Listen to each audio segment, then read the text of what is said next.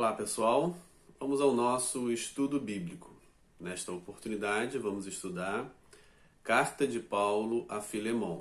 Este é o quarto vídeo com comentários sobre esta pequena carta.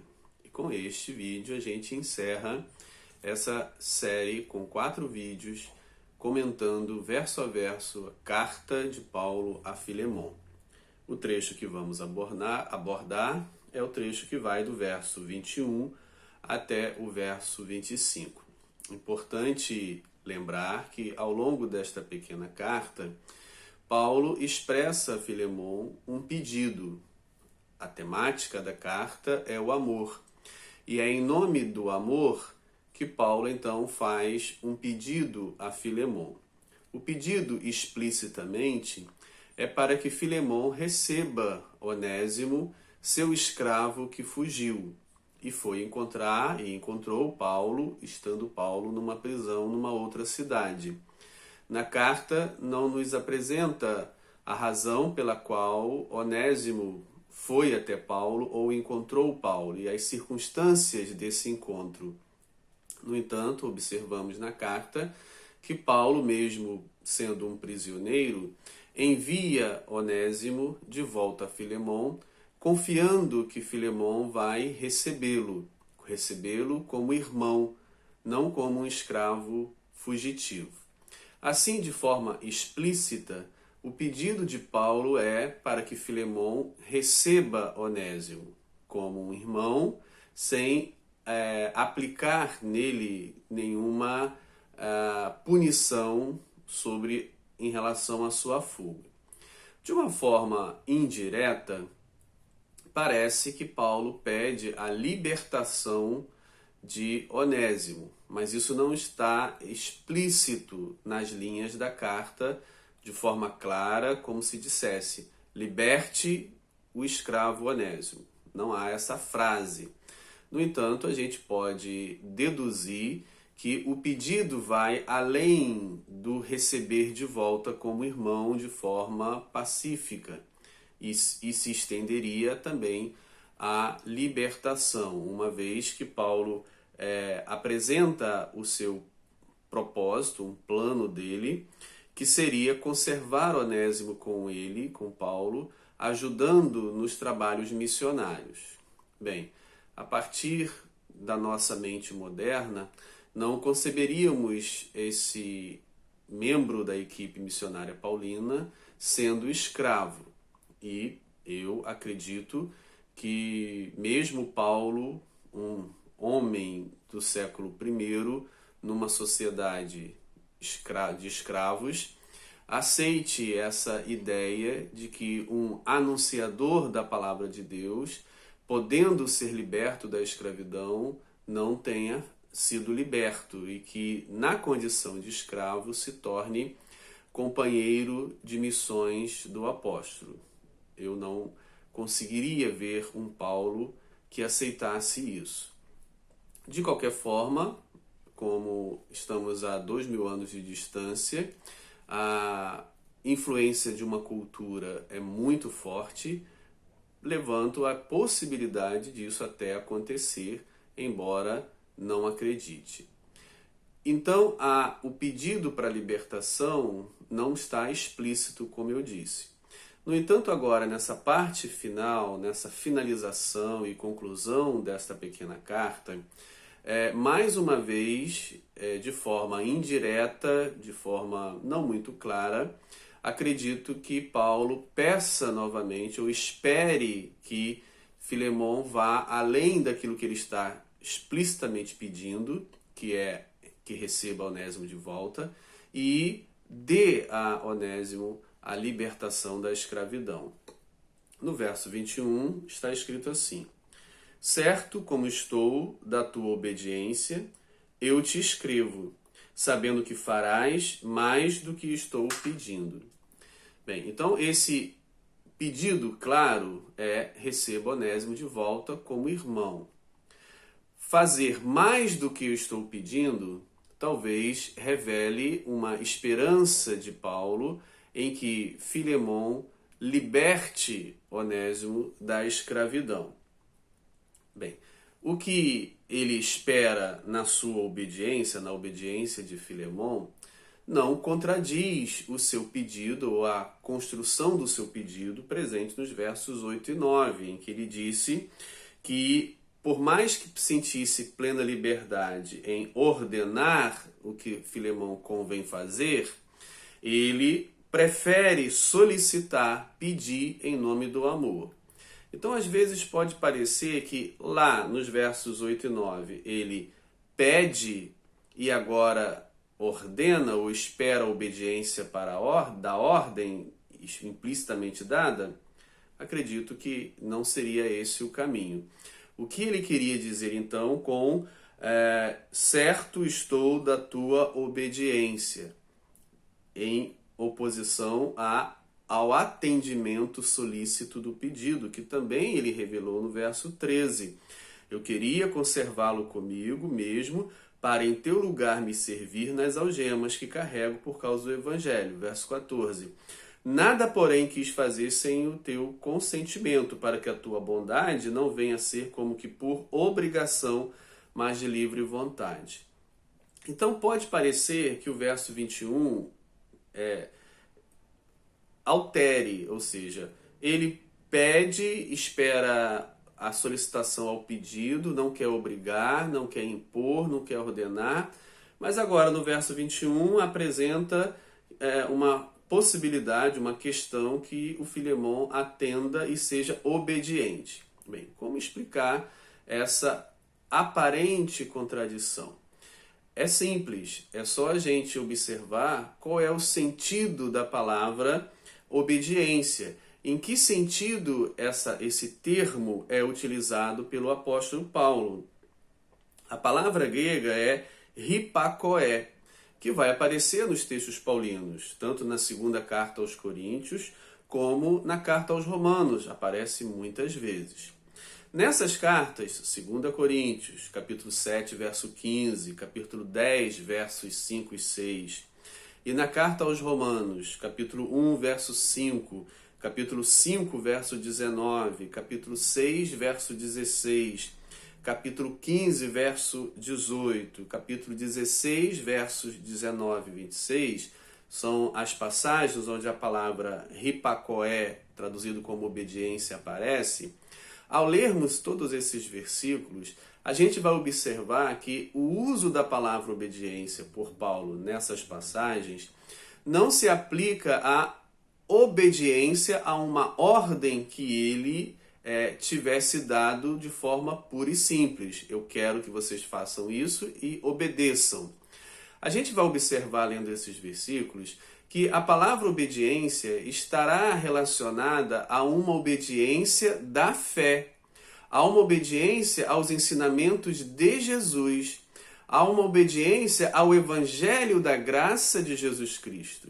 E não a uma obediência a algum capricho, a alguma ordem de caráter particular, não visando o interesse do Evangelho que Paulo tenha dado. Assim, ao lermos esses versículos, a gente vai observar que sempre ele vai ligar a obediência dos cristãos à palavra de Deus ou aos mandamentos de Jesus, aos ensinamentos de Jesus, o que caracterizaria em alguns versículos desses que eu mencionei, da obediência da fé. Não uma obediência ao homem Paulo, mas uma obediência provocada como consequência da fé em Jesus. Assim, o que Paulo espera de Filemon é que ele seja obediente à fé, que ele seja obediente aos ensinamentos de Jesus. E a libertação de Onésimo não seria uma obediência a Paulo, mas uma obediência de quem tem fé em Jesus Cristo, nos ensinamentos de Jesus Cristo. Então, quando a gente observa o conceito de hipakoé, utilizado por Paulo, obediência, a que ele se refere essa obediência, a gente então percebe que não há uma contradição entre os seus pedidos anteriormente expressos em nome do amor, sem que seja imposto, sem que seja uma obrigação, sem ordenar, e a obediência que ele espera de Filemon. Esta obediência de Filemon que Paulo espera é em relação à palavra de Jesus, a manifestação da fé por meio das suas ações. Então ele diz: eu estou certo, eu estou convicto, eu tenho certeza da tua obediência, ou seja, da obediência que você sempre esteve disposto a ter em relação aos ensinamentos de Jesus que você recebeu. E esses ensinamentos também incluem o amor, o perdão e a forma de se relacionar com as pessoas, não escravizando-as, não explorando-as, não as usando em benefício próprio, mas com dignidade e respeito. Então, a obediência que Paulo espera de Filemon é uma obediência ao amor, ao perdão, a tudo aquilo que Jesus ensinou e ele recebeu pela fé. Então, se esses ensinamentos, se essa obediência a Cristo e ao Evangelho de Cristo é uma realidade na vida de Filemon, então Paulo pode estar, ou poderia estar certo de que esta obediência seria realizada, que a relação de Filemon com Onésimo expressaria essa obediência da fé a Cristo e não simplesmente a um pedido particular do apóstolo em benefício próprio, sem que se considere o Evangelho ou o reino de Deus. E aí ele continua no verso 22.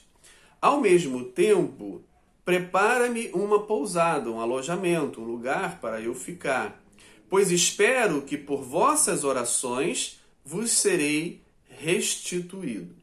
Então, Paulo aproveita esta carta, esse pequeno bilhete, para dizer a Filemon do desejo de visitar Colossos, do desejo de visitar as igrejas colossenses que se reuniam nas casas, uma delas de Filemon. E ele pede a Filemon, pelos recursos que tem, pela condição que tem, de preparar um alojamento. Mas Paulo está preso neste momento. Como ele espera que vai sair da prisão e poder fazer essa viagem a Colossos? Ele confia, como diz, nas orações. Ser restituído significa ter a liberdade de volta, uma vez que ele está preso. A confiança dele está nas orações. E em muitos momentos nas cartas de Paulo, ele apresenta essa confiança, ele apresenta esse pedido de que os irmãos e irmãs orem por ele. Na confiança de que as orações das igrejas, das orações dos irmãos e das irmãs, o trabalho do Senhor poderá ser feito com mais eficácia.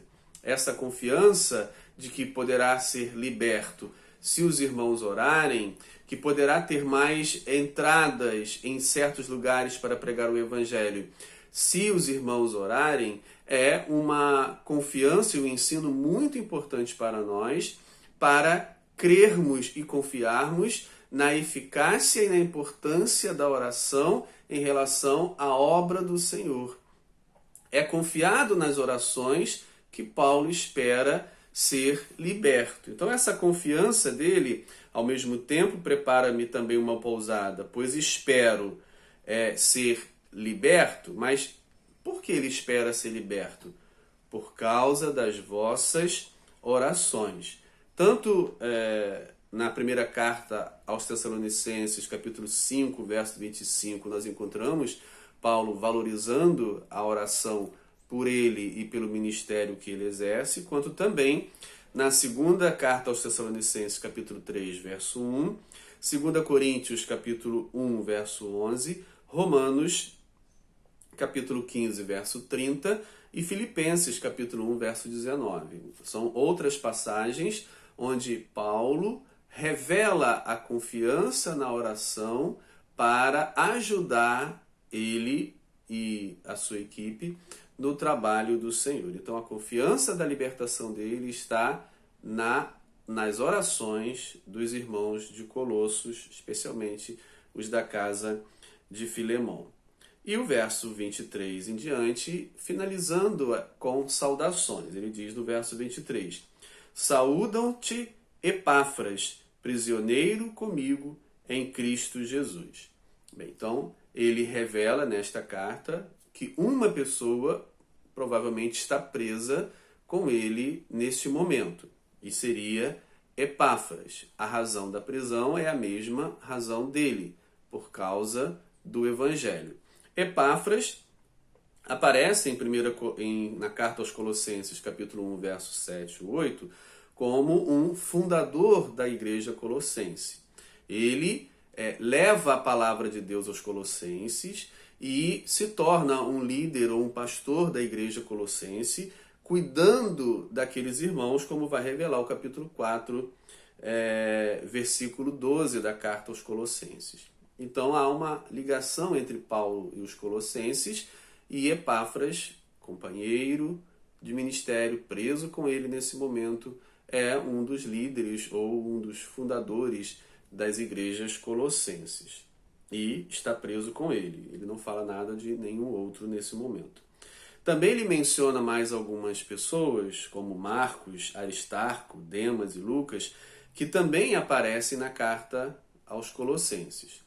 Com exceção de Jesus, o justo, que aparece em Colossenses, todos os outros estão presentes também nessa carta a Filemon, porque provavelmente são pessoas conhecidas dos cristãos de Colossos, especialmente os da casa de Filemon. Então, Marcos aparece em Colossenses 4 e 10, provavelmente seja o Marcos de Atos, que começou a primeira viagem missionária com Paulo e Barnabé, desistiu no meio do caminho, mas se for ele aqui sendo mencionado, ele volta a estar e participar da equipe paulina.